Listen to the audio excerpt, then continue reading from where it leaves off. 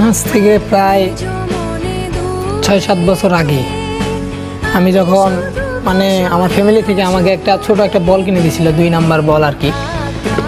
তখন আমার একটা বন্ধু ছিল, তাকে নিয়ে আমি প্রতিদিন মাঠে যাইতাম, মানে জুতা দিয়ে 2 পাশে বার দিতাম, দিয়ে আমি বারে দাঁড়াইতাম, ওকে বলতাম বল মার। ওই বল মারতো, আমি ধরতাম। আস্তে আস্তে এরকম প্রতিদিন করতাম। তখন ভাইয়াও প্র্যাকটিসে যায়। একদিন দেখি মাঠে গেছি বিকালবেলা, দেখি যে সবাই কেস পরে প্র্যাকটিস করতেছে আর কি। তা আমার বাসায় আমার পায়ের সাইজ ছিল তখন 3 হবে, আর আমার বাসায় একটা কেস ছিল, ওটা আনুমানিক 6 হবে আর কি। আমি ওটার ভিতরে মানে তেনা আছে, ওগুলা ঢুকাই দিয়েছি।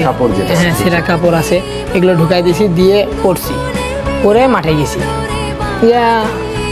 বড় ভাইয়েরা প্র্যাকটিস করছে, ছোটরা